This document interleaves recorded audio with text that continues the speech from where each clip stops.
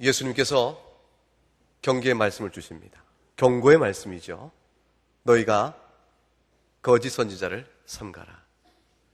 주님이 이 말씀을 주신 것은 그 많은 이유가 있습니다. 거짓 선지자가 나타날 것이기 때문에 그렇죠. 그것은 주님이 계신 그때도 있었고 주 오시기 이전에도 있었으며 지금에도 있습니다. 거짓 선지자가 도대체 누구이며 우리가 어떻게 삼가해야 될 것인가? 거짓 선자는 어디에서 볼 수 있을 것인가? 이 거짓 선지자는 타 종교 지도자를 말하는 것은 아닙니다. 다른 종교 지도자야 이미 우리가 구분해 아는 사람이죠. 이 거짓 선지자는 주께서 말씀하시기를 잘 삼가할 수 있도록 경계에 주의를 기울이지 않으면 구별하기 어렵다 이렇게 말씀하십니다. 왜 그럴까요? 양의 옷을 입고 오기 때문입니다. 양의 옷을 입고 오니까 우리 생각에 우리와 함께 그리스도의 양떼요 교회를 세우는 일일 것이라 우리가 이렇게 믿을 만한 이유들이 그 앞에 보입니다. 양의 옷을 입고 오니까 쉽게 구별해 가지 않을 수가 있는 겁니다.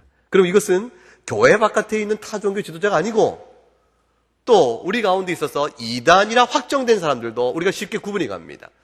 이단이라고 확정된 사람을 우리가 양의 옷을 입고 있는 사람을 보지 않죠. 바로 압니다. 이리라.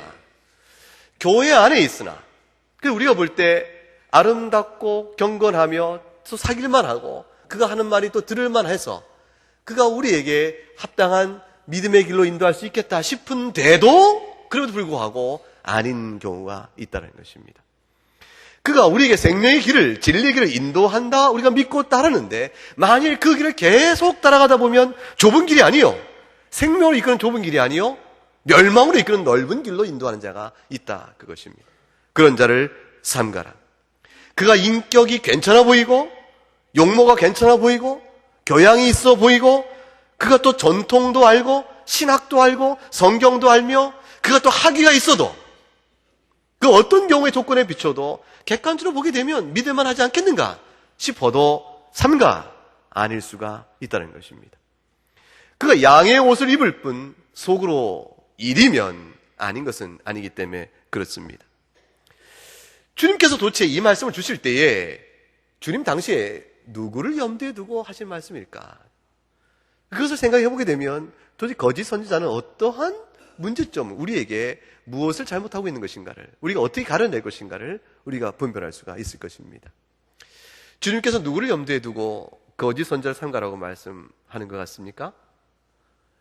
복음서를 쭉 읽다 보면 주께서 진노하셨던 종교 지도자가 있습니다. 결국 서기관과 바리새인들이 그 지목을 받는 한 사람이 됩니다. 마태복음 23장에 가게 되면 이런 말씀이 나옵니다. 주님께서 이렇게 말씀하세요. 천국 문을 사람들 앞에서 닫고 너희도 들어가지 않고 들어가려 하는 자도 들어가지 못하게 하는도다. 주님께서 말씀하시는 거죠. 사람들을 많이 모읍니다. 천국 문을, 근데 애초부터 그 사람에게는 천국 문에 대한, 천국에 대한 관심이 없는 자죠. 자기도 들어가지 않으려고 해요. 그러니까 자기가 들어가지 않을 뿐더러 천국에 관심이 없는 자일 뿐더러 사실 천국에 들어가길 소망하는 자들도 들어가지 못하도록 길을 막아버린 자가 되어진다. 그 자가 바로 거짓 선지자가 되죠. 주님이 이 마태복음 23장에 누구를 향하여 와 있을진저 말씀하시나요? 바로 바리새인과 서기관들입니다. 이들은 15절에 가게 되면 이렇습니다. 교인 한 사람을 얻기 위하여 바다와 육지를 두루 다니다가 생기면 너희보다 배나 더 지옥 자식이 되게 하는도다. 바다나 육지를 막론하고 교인 하나를 얻기 위해 애를 쓴다면 전도에 열심한 사람 아니겠어요? 그토록 전도하여 사람을 모으면 무엇을 할고? 너희보다 배나 더 지옥 자식이 되게 하는구나. 그들 심령 속에 정직한 하나님의 말씀에 은혜가 있지 아니하고 겉으로는 교인을 찾아 바다 육지를 두루 다니니 양의 옷을 입은 참 선지자 같은데 그러나 내면 실상 그렇지 아니하니 그가 악하다. 도대체 바리새인과 서기관이 무엇을 했기에 그럴까요?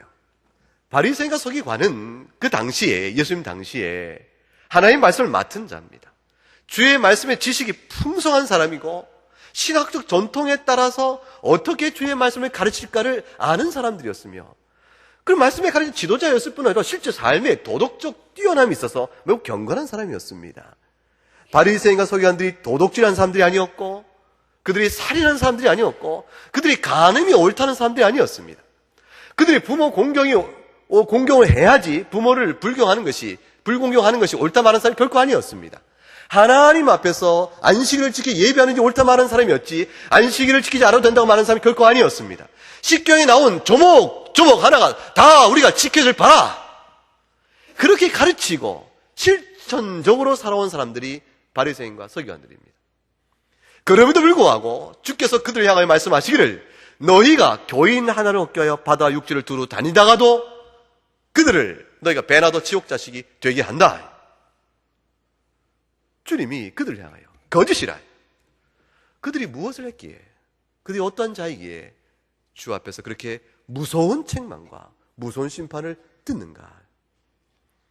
23절에 가게 되면 그 힌트가 나옵니다. 한번 읽어보겠습니다. 박하와 회양과 근처의 11조는 들이되 믿음은 버렸도다.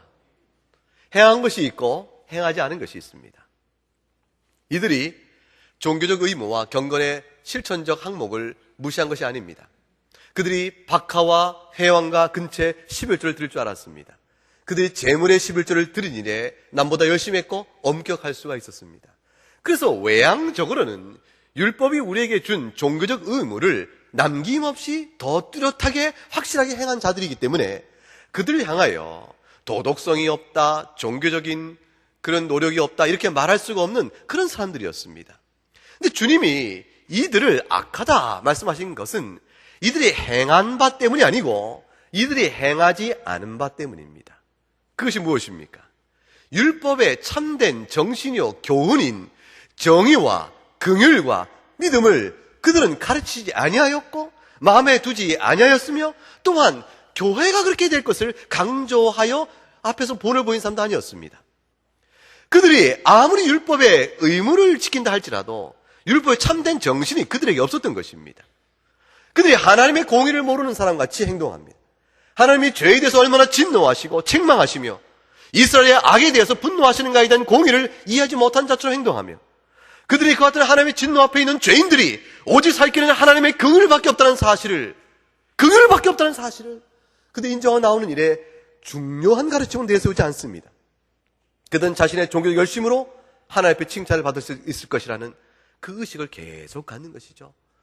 따라서 하나님이 참되게 원하시는 믿음의 중심 자세를 그들은 버린 사람이 되어집니다. 결국 문제가 무엇입니까? 그들이 행하여야 할 바를 가르치고 있다는 사실이 있는 것이 아니고, 그들이 말하고 있지 않고 가르치지 않음으로 인해서 정작 하나님 앞에 살아가는 신앙의 도리의 핵심이요 본질이 생략되어 가는데 그들의 악함이 있는 것입니다. 거짓 선지자는 겉으로는 양의 옷을 입고 있어서 훌륭한 종교인의 모습을 보이는지 모릅니다. 그러나 그들이 말하는 것이 별로 흠이 없어 보일지 모르지만, 문제는 그들이 말하는 바 있는 것이 아니고 말하지 않음으로 인해서 결국에 그리스도의 참된 복음을 바르게 알아가지 못하게 회방하는 일을 하게 될 때 그곳에 거짓 선지자의 모습이 드러납니다. 선지자는 결국 복음의 선지자라면 생명의 길로 인도하는 사람이 되어야 합니다. 주님이 좁은 길로 가라. 그 길은 비록 협착하지만 그러나 생명으로 인도하는 길이요, 많은 사람들이 찾는 길이 있으니 넓은 길이라. 그 길은 넓고 평탄하고 쉽지만 멸망으로 빠지는 길이라. 만일 우리가 볼 때에 괜찮게 보이고 괜찮을 것 같다 싶어 열심히 따라갔는데 알고 보니 넓은 길은 결국 멸망으로 이르는 길이라면 그건 거짓 선자임에 틀림없죠. 결국 멸망에 이르도록 가르치는 내용이 그 안에 있고 그 가운데 마땅히 말아야 될 생명으로 이르는 마땅한 바가 가르쳐지고 있지 않다면 그럼 거짓 선지자인 것입니다. 생명에 이르는 마땅한 길, 세상이 아무리 조롱하고 없이 여겨도 그러나 그것이 생명에 이르는 길이므로 반드시 반복되고 계속해서 가르쳐야 될 그 바가 무엇입니까? 그것이 바로 무엇이겠습니까? 예수 그리스도는 바른 진리입니다. 인간이 본질상 부패한 자라. 인간에게 어떠한 의미에서도 자신이 내세울 의의가 없는 사실에 대한 확정적 가르침. 그 누구도 이 사실에서 부인하지 못하도록 부패한 인간의 성정에 대한 분명한 각성, 그것이 있도록 계속해서 교회를 가르쳐가는 일. 그리하여 스스로는 구원에 이를 수 없음에 오직 우리는 부패한 자들아 하나님의 영원한 진노 아래 놓일 만한 비참한 자임을 설명하여 끝내 그 심령 깊은 곳에 고백이 나오도록 가르치는 일, 그 일에 한치도 벗어나면 안 됩니다. 그 일 가운데서 그럼 우리가 어떻게 구원을 받을꼬? 우리가 지존하시고 거룩하신 하나님 앞에 어찌 쓸꼬? 그 길은 오직 하나가 있으니 하나님의 긍휼과 자비뿐이라. 그 긍휼과 자비가 하나님에게서 우리에게 주어진 바가 있으니 십자가 그리스도 예수 그리스도의 대속의 은총뿐이라. 십자가는 우리에게 단순히 억울한 자의 희생 죽음이 아니요, 우리의 죄값을 대신 치르기 위해서 죽으신 죽음이라는 사실에 대한 엄숙한 선언, 이 사실에 대한 분명한 각성이 있도록 계속 가르친 일에 한치도 벗어나지 않고 계속해서 반복해서 그 고백이 진실로 나올 때까지 가르쳐야 하는 것입니다. 그것이 좁은 길입니다. 그걸 진정으로 믿는다 하면 어찌 살고 받은 바 은혜에 감사하여 하나님께 생명을 드리고 삶을 드리고 우리의 마음과 뜻과 힘을 다하여 주께 받은 바 은혜를 찬양하며 지내는 것, 그 감사의 찬양만이, 감사의 제사만이 성도에 마땅한 삶의 의미요 가치를 결정하는 사실에 대한 고백, 그게 나올 수 있도록 권면하고 가르쳐가는 것입니다. 이 세상의 즐거움을, 인생의 즐거움을 무엇을 찾을꼬? 육신의 즐거움이 일시적인 즐거움을 줄지 모르지만 그러나 결국에 우리의 참된 즐거움은 하나님이요 예수 그리스도 안에 있다는 사실을 가르쳐 나가는 것입니다. 마지막 날에 인생 끝이 이르게 되어지면 하나님 앞에서 영원한 형벌과 영원한 생명의 길로 우리가 마지막에 심판을 받을 것이라는 사실을 엄숙히 기억하고, 그날에 하나님 앞에서 우리의 낱낱이 행한 바가 드러날 때 주 앞에서 그리스도의 보혈로 흰옷을 입고 용서를 받은 자로서 우리의 주를 향한 모든 헌신이 그날에 칭찬받을 것임을 생각하고 살아가는 사람, 그것이 바로 인생 살아가는 모든 삶의 가치와 의미를 결정짓도록 우리 삶 속에 그 중심을 잡아주는 일, 그 일에서 한치로 벗어나면, 그 일을 강조해 말하지 아니하면, 반복해서 말하지 아니하면 아무리 비슷하게 말해도 복음이 아닌 것이요, 아무리 비슷하게 말해도 결국은 주께서 원하시는 참된 선지자의 말씀을 전하는 것이 아닌 것이 되어집니다. 교인이 회개할 일이 있는데, 교인이 그대로 살면 안 되겠는데 회개를 말하지 아니하면 거짓 선지자입니다. 예수 그리스도에 대해서 말하면서도 그 우리의 모범이요, 따라야 될 귀한 희생적 본을 보인 사람이요, 도덕적으로 그만한 사람이 있겠나 말하며 예수 그리스도의 사랑을 말하지만, 그러나 그리스도께서 죽으신 이유가 우리의 죄 때문이요, 하나님 얼마나 죄를 미워하시는가에 대한 분명한 선언이 없으면 거짓 복음이죠. 예수 그리스도께서 왜 우리의 생명의 주인인가를 말할 때 그가 바로 하나님이죠. 그 하나님께서 참 사람으로 오신 사실에 대한 분명한 선언과 고백이 없으면 아무리 비슷하게 말해도, 예수 그리스도가 얼마나 훌륭한가, 우리가 그 본을 담자 아무리 말해도 거짓인 것입니다. 거짓 복음에 지나지 않습니다. 요즘에 죄가 질병이라 말하는 사람이 자꾸 생깁니다. 여러분, 죄가 질병이면 그러면 죄에 대한 값을 치러줄 이유가 없어집니다. 병든 사람이 자기 마땅히 해야 될 책임을 다 못해서 괴로워합니다.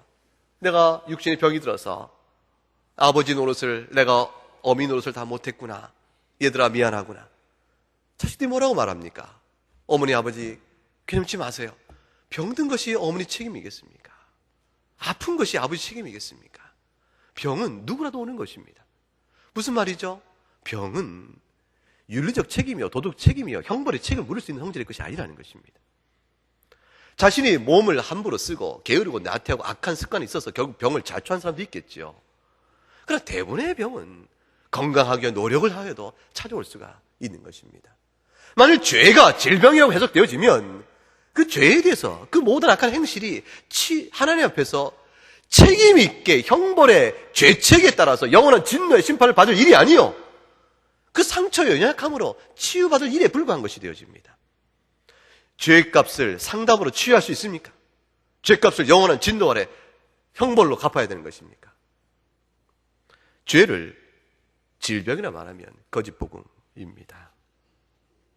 평생 설교를 전하지만 그 설교 속에서 진리의 모양을 갖고 성경을 인용하며 말을 전한다 할지라도 생명의 길로 이르는 좁은 문으로 나가는 길을 권하며 가르치지 아니하면 그건 전부 다 거짓 선지자가 되는 것입니다. 결국에는 멸망의 길로 성도들을 이끌어갈 수밖에 없기 때문이죠. 주님 당시에 바리새인과 서기관이 그와 같았던 것입니다. 옛 교회인 구약 시절에도 여전히 그런 사람들은 항상 있었습니다. 이 교회 역사 이래 안 그런 적이 없었고 항상 있었으며 지금도 있습니다.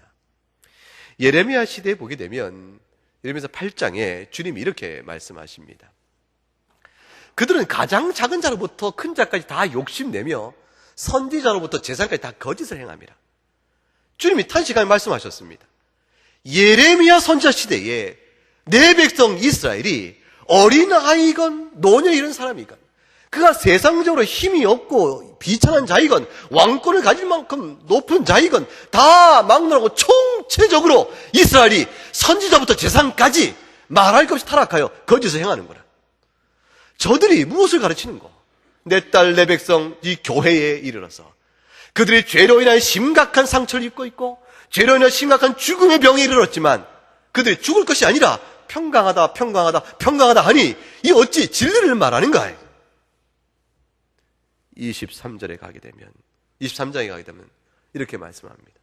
만군의 여호와께서 이와 같이 말씀하시되 너희에게 예언하는 선지자들의 말을 듣지 마라.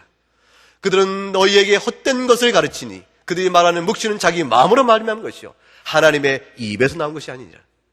항상 그들이 나를 멸시하는 자에게 이르기를 너희가 평안하리라 여호와의 말씀이니라 하며 또 자기 마음이 완악한 대로 행하는 모든 사람이 이르기를 재앙이 너희에게 임하지 아니하리라 하였느니라.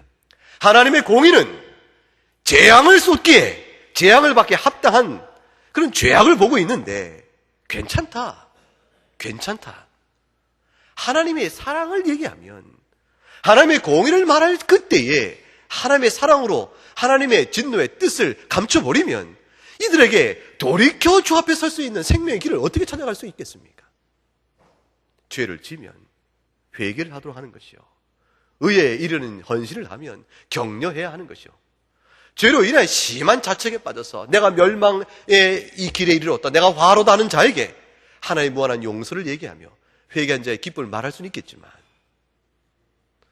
하나님을 멸시하고 마음이 완악하여 주의 뜻을 거스르는 저들에게 평안과 재앙이 없다 말하는 것은 거짓 선지자의 역할에 불과합니다. 여러분 생각해 보세요.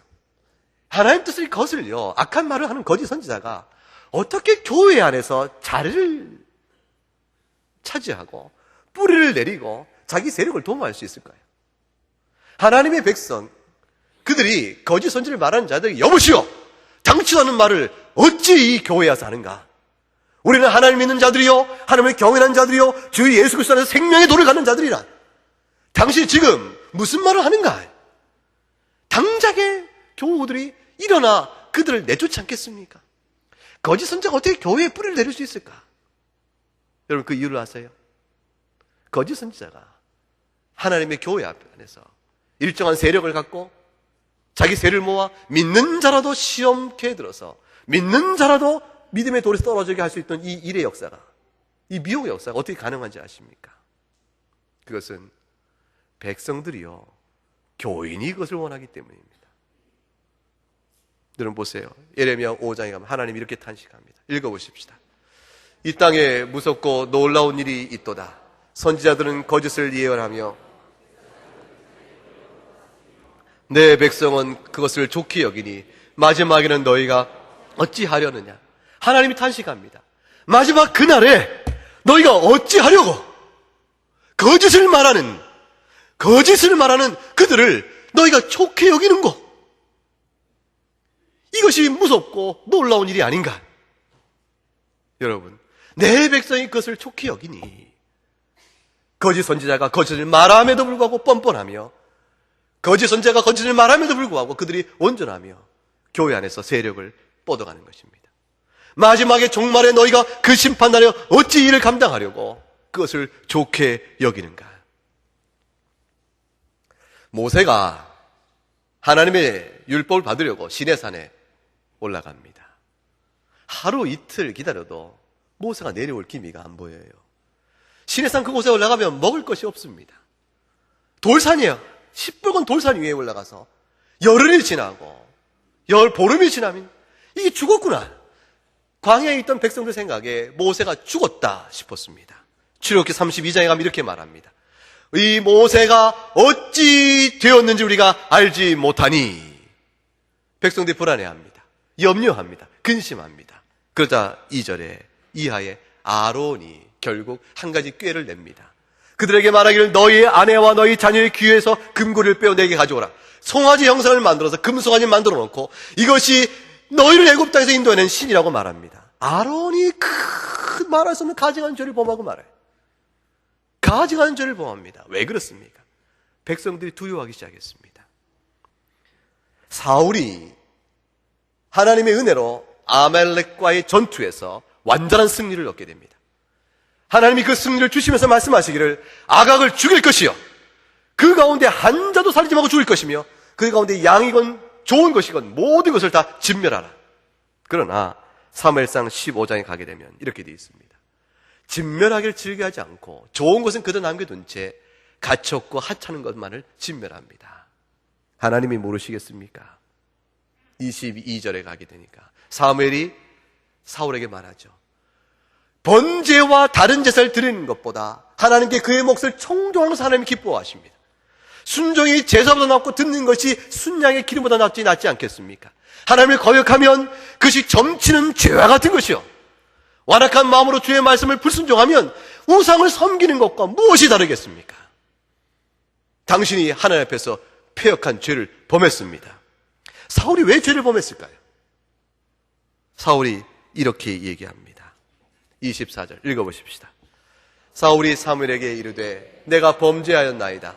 내가 여호와의 명령과 당신의 말씀을 어긴 것은 내가 백성을 두려워하여 그들의 말을 청종하였음이니라. 이 백성이 아말렉을 이기는 이후에 그들에게 너무 좋은 것을 탐하여 원하니 백성의 눈치를 본 겁니다. 내가 백성의 눈치를 본 겁니다. 교인의 눈치를 보고 백성의 눈치를 보니 그들이 원하는 바가 있다 그 말이에요.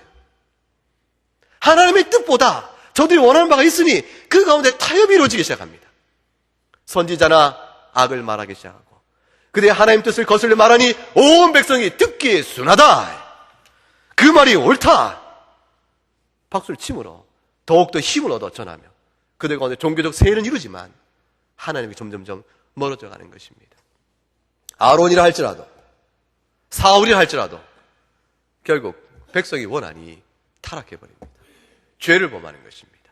처음부터 사울이 죄를 범한 자가 아니었고 아론이 처음부터 가정한 우상을 만들 생각을 한 사람이 아니었으나 그 백성이 불안해하며 그 백성이 원하니 교인이 원하니 결국은 죄악과 타협하는 일들이 벌어지는 것입니다. 거짓 선지자가 왜 교회 안에서 그 세력을 갖게 됩니까? 여러분 엘리야 시대 때 엘리야가 낙심하여 절망했을 때 하나님이 엘리야에게 말한 바가 있습니다. 너 혼자가 아니요 내가 이스라엘과 남겨준 몇 명이 있다고 말씀하십니까? 7,000명이나 있다 말씀하십니다. 엘리야에게는 힘이 되는 말씀이요 용기 있는 말씀입니다. 7,000명이나 아직 남아있구나. 바알에게 무릎 꿇지 않은 자가 남은 자가 7,000명이나 있구나. 엘리야여 용기를 내라. 그러나 여러분 생각해 보십시다. 그걸 뒤집어 보십시다. 온 이스라엘에 고작 7,000명이 바알에게 무릎 꿇지 않았고 나머지 전부는 바알에게 무릎 꿇었으니 이 일이 어찌된 일입니까?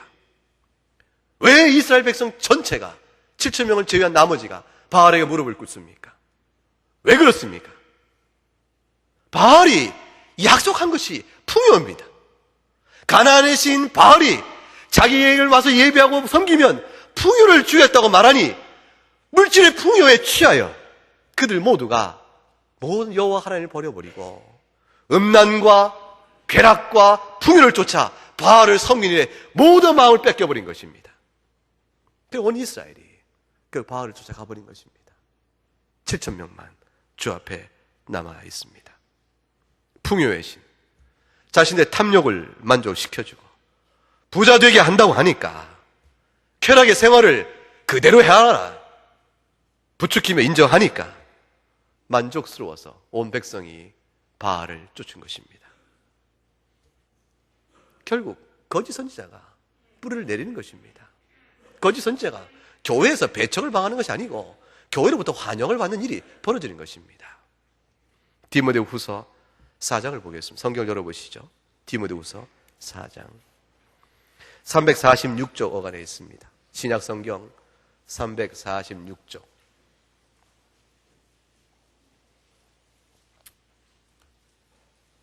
디모데후서 4장 말씀을 꼭 새겨두시기 바랍니다. 4장 346쪽 어간에 있는 디모데후서 4장 3절과 4절 말씀 같이 읽어보겠습니다. 때가 이르리니 사람이 바른 교훈을 받지 아니하며 귀가 가려워서 자기의 사욕을 따를 스승을 많이 두고 또 그 귀를 진리에서 돌이켜 허탄한 이야기를 따르리라. 여러분, 때가 되어지면 이 때는 마지막 때에 어떤 특별한 때만 있는 것이 아니고 교회가 있은 이후로 예치나 지금이나 항상 있어 왔던 일입니다. 마지막 주님 다시 오실 때가 되어지면 더욱더 그러할 때인데, 그때가 되면 사람이 바른 교훈을 받기를 싫어한다. 자기 귀에 맞는, 사역에 맞는 말씀을 쫓아간다. 진리에서 떠나 허탄한 얘기를 옳은 말씀을 쫓아간다. 그런 일이 있을 것이라고 말을 합니다. 이것이 구약에만 있는 일이 아니고, 예수님 당시에만 있는 일이 아니고, 사도시대에 있는 일이 아니고, 지금도 오늘날 이 조국 한국교회도 여전히 있는 일입니다. 여러분 마음속에 합당하고 듣기 좋아하는 일들이 무엇입니까? 기독교 개혁신보, 우리 교단 신문이 있습니다. 교단 신문 7월 24일자 우리 교회 김영재 교수님께서 목회와 신학에 대하여라는 글을, 설교문을 글로 잘 옮겨놓으신 부분이 있습니다. 그 글의 대목에 이런 말씀이 나옵니다. 인용해보면, 그리스도의 교회의 목회자는 성경을 하나님의 말씀으로 확고히 믿어야 하고 가감없이 전해야 한다. 그렇지 않으면 거짓 선지자가 될 뿐이다. 반면에 성경이 하나님의 말씀이라고 고백하면서도 하나님의 뜻은 살피기를 게을리하고 백성들의 기복신앙이나 부추기면서 그들이 듣기 좋아하는 말로만 설교하는 목회자는 예레미야 주변에 있던 선지자들처럼 거짓 선지자임을 면할 수 없다. 사랑하는 여러분, 복음은 부자 되세요가 아닙니다. 복음은 그리스도 안에서 그 앞에서 회개하여 그리스도의 은혜의 도리를 믿어 하나님의 자녀로 영원한 생명을 얻어 거룩한 삶을 삶으로 하나님께 영광을 돌리셔야 합니다. 이것이 복음입니다. 여기에 조금이라도 치우치면, 이 사실이 조금이라도 흐려지면 그것은 거짓이 되어집니다. 같은 신문에 어느 한 시골 교회의 한 목사님이 자신이 겪었던 일이 하도 답답해서 이런 말을 글로 남겨놨습니다. 여러분, 한국교회의 최대의 적이 무엇이라고 생각합니까? 그 사탄이 한국교회의 바른 신앙에 큰 장애요, 회방이 되도록 만들고 있는 그 방해 세력이 무엇이라고 생각합니까? 샤머니즘입니다. 국민일보 신문에 전 세계에 복음을 지키고 있는 목사님들에게, 신학자에게 물었습니다. 장래에, 오늘날에 있어서, 오늘과 장래에 기독교의 가장 큰 적이 무엇이겠는가?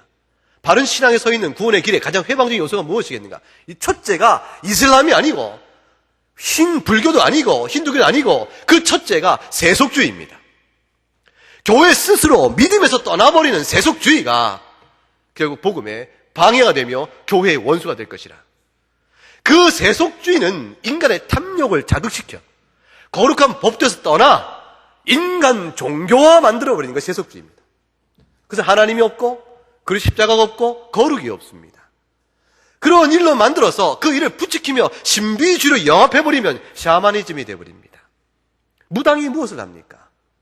무당이 굿을 통하고 귀신을 불러 복을 주겠다고 말하는 것이 무당의 일입니다. 그 무당이 자기 영험을 드러내기 위해서 접신을 하여 그 접신의 힘에 충만하면 시퍼런 날선 작두에 춤을 추면서 자기의 영험을 과시하죠. 그와 같은 일들이 교회 안에 침투하여 똑같은 일들이 예수의 이름으로 벌어지고 있는 것, 한국교회에 만연되어 있다는 것입니다. 샤머니즘이 한국교회의 최대 적 중에 하나요. 세속주의가 한국교회의 적 중에 하나입니다. 교인들을 동원하여 턱없는 영적 권위주의를 내세우면서 그들에게 순종치 않으면 재앙이 있을 것이라 겁을 주되 말한 바도 순종하면 세속축복이 넘칠 것이라고 말하는 기복신앙의 설교가 오늘날 얼마나 넘치고 있는가를 생각해 보세요. 땅에 일을 생각하는 자로 만들어버리는 것이요, 배를 섬기는 자들이요, 하나님의 복음과 경건을 이익의 수단으로 삼기는 것입니다. 샤머니즘은, 세속주의는 하나님의 말씀에 입각한 교리와 진리의 가르침에 대한 강조가 없습니다. 오직 자기 나름대로 주장하는 주관적 간증과 체험주의만 있을 뿐입니다. 그 체험주의가 신유기도니 예언이니 방언이 입신이 진동이니 그런 틀로 와서 기독교를 근원적으로 무너뜨리는 일을 하고 있습니다. 오늘 우리가 있는 이 교회의 형편이 그렇게 부흥의 때를 맞고 있지 않습니다. 88년 서울올림픽 이후에 한국 교회가 80 후반부터 양적인 팽창을 급속도로 갖게 되어집니다. 오늘 한국 교회의 양적인 부흥은 매우 훌륭하게 되어 있어서 하나님 앞에 참 감사합니다만, 지금은 교회가 세상의 조롱거리가 되어지면서 하나님의 이름이, 예수 그리스도의 복음이, 명예, 그 손상이 말할 수가 없습니다. 애통의 마음이 있고 격분하는 분이 있고 속에 말할 수 없는 응어리가 생기고 있습니다. 생각하면 그 응어리 진 이 아픔과 서름을 어떻게 갚을까? 하나님의 이름이 영광스럽고 내가 예수 믿는 사람이요, 이 말이 세상에게 경계를 주고 삶과 그들에게 경각심을 갖게 할 터인데 조롱이 되고 있으니 실로 우리의 슬픔이요, 아픔이 아닐 수가 없습니다. 어제 우리 교회에서 빌리온 선교라고 양영화 선교사님이 선교하시는 선교단체가 12주년 감사 예배를 우리 교회에서 드렸는데, 드려서 식사를 나누는 과정에 한 신학대학원 교수님과 담소를 나누게 됐습니다. 이런저런 얘기를 나누다가 한국교회 형편도 얘기 나누는 가운데 이 신학대학원 교수님 말, 우리 한국교회의 자정의 능력이 자기는 없다라고 본다. 얼마나 슬픈 일이에요. 사실은 동감하지 않을 수 없는 일입니다. 스스로 한국교회가 대부흥의 일을 영적으로 변형시켜 개혁시켜서 오늘의 이 수치와 이 불명예를 씻어낼 수 있을까? 지금 이 상태로 하나님께서 매를 들어 징계함으로 교회에 큰 어려움을 주지 않는 한 과연 그럴 수 있을까? 본인 생각은 회의적이라고 얘기합니다. 그것도 그럴 것이 신학대학원마저도 하나님의 목사를 양성하는 기관마저도 정직한 신앙의 태도라보다 돈벌이와 관계에 대하여 마음을 뺏기고 있다면 끝이 아닌가요? 한국 교회가 전부가 거의 태반이 이단이 아닙니까? 충격적인 말로 되묻는 것이에요. 어째 그렇게 심한 말씀하십니까? 생각해 보세요. 우리 한국 교회 안에 삼일체론이 바르게 가르쳐지고 있으며 기독론과 구원론이 한국 교회 안에서 제대로 가르쳐지고 있으며 종말에 있을 하나님의 재림의 심판에 대해서 바르게 선포되고 있으며 죄와 거룩에 대한 분부와 선포가 바르게 가르치고 있으며 구원의 은혜가 온전히 이해되고 있는가? 거기에 굴절이 있고 왜곡이 있고 손상이 있으니 한국교회 태반이 이단이 아닙니까? 과격한 얘기죠. 과격한 얘기입니다. 너무 과장한 얘기죠. 그렇게까지 어떻게 이해할 수 있겠습니까? 그럼에도 불구하고 보이는 많은 현상 중에 눈살 찌푸릴만 하고 귀를 닫아버릴 만한 아픔들이 많이 있는 겁니다. 여러분의 신앙은 어떻습니까? 여러분은 한 사람의 기독교인으로 어떻게 신앙생활을 합니까? 디모데후서 4장 말씀을 보십시다. 문제 해결은 한 가지밖에 없습니다. 처방은 여기 하나에 있습니다. 디모데후서 4장 우리가 읽었던 바로 그것이 2절 말씀 읽어보겠습니다. 같이 읽죠? 너는 말씀을 전파하라. 때를 얻든지 못 얻든지 항상 힘쓰라. 범사에 오래 참음과 가르침으로 경책하며 경계하며 권하라. 답은 하나입니다. 한국 교회가 부흥되어지고 화평교회가 그 가운데 은혜를 입는 일은 단 한 가지밖에 없습니다. 여러분 귀에 달든 거슬리든 하나님의 말씀을 그대로 전하는 것, 그 외에는 다른 방법이 없습니다. 그것은 2절 말씀에 경책하라 했으니 듣기에 힘이 들 것입니다. 경계하라 했으니 아플 것입니다. 권하라 했으니 쓸 것입니다. 경책하고 경계하고 권하는 말씀이 어찌 달겠습니까? 그것이 아프겠죠? 여러분에게 변화를 요구할 테니까, 여러분이 달라져야 할 것을 말할 테니까 그것은 아플 것입니다. 그러나 오래 참음과 가르침으로 항상 힘써야 할 이 일은 틀림없습니다. 말씀을 전파라는 이 말씀은 말씀을 설교라는 것입니다. 여러분이 금발 설교를 들어야 되는 것이고 그 설교를 달게 들어야 되는 것이며 그걸 여러분의 심령에 새겨야 합니다. 이것은 얼마나 중요한 명령이냐면 디모데후서 4장 1절 말씀 같이 읽어보면 하나님 앞과 살아있는 자와 죽은 자를 심판하실 그리스도 예수 앞에서 그가 나타나실 것과 그의 날을 두고 엄히 명하노니 사도 바울이 디모데에게 말합니다. 내가 너에게 말하는 것은 내가 개인의 열심으로 개인의 결심으로 너에게 말하는 것이 아니니라.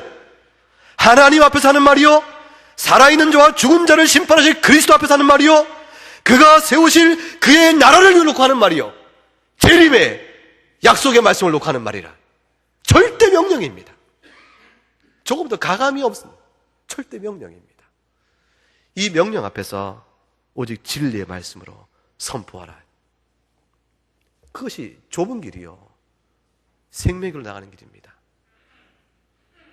그 외침이, 그 가르침이 점점 들려지는 빈도가 낮아지고 여기저기 가도 그 가르침을 점점 듣기 어려워지는 때가 온다 할지라도 끝까지 그 가르침을 전하는 것 외에는 다른 길이 없습니다. 그 말씀이 선포될 때 여러분이 가운데 기뻐져야 되는 것입니다. 여러분이 세속주의며 샤머니즘에 속하여 기복전을 기뻐하면 그리하여 이 강단에서 그 전해지면 여러분도 죽고 전한 사람도 죽습니다. 한국 교회사, 전 보편 세계 교회사 속에서 거짓 선지자가 양의 옷을 입고 다가와 결국은 멸망의 길로 이끌음에도 불구하고 그와 더불어 멸망의 길인 줄 모르고 옳습니다 하고 귀에 좋게 여겨 숱한 교인들이 왜 따라갔을꼬? 전하는 거짓 선지자가 첫째는 잘못이요 둘째는 그를 옳다 여기고 좋게 여기는 교인들, 성도의 잘못입니다. 여러분, 거짓 선지자 삼가의 이유가 무엇입니까? 그가 교회를 악한 길로 이끄기 때문입니다. 그러나 삼가라 하셨으니 삼가할 책임은 여러분에게 있습니다. 여러분 스스로가 삼가야 됩니다. 경계의 책임을 져야 합니다. 잘못 전한 자가 궁극적으로 책임 있는 죄악을 범하겠지만 그러나 그것을 분별치 않고 따라감으로 결국 넓은 길로 가 멸망에 빠지는 자기 자신의 영혼의 책임은 여러분 개인에게 있습니다. 여러분 교회에게 있습니다. 하나님께서 말씀하셨습니다. 마지막 때에 어찌하려고 너희가 그 거짓 예언을 좋게 여기느냐. 주님이 예레미야 선지자를 통하여 교회에 전한 말씀입니다. 함께 찬송하겠습니다.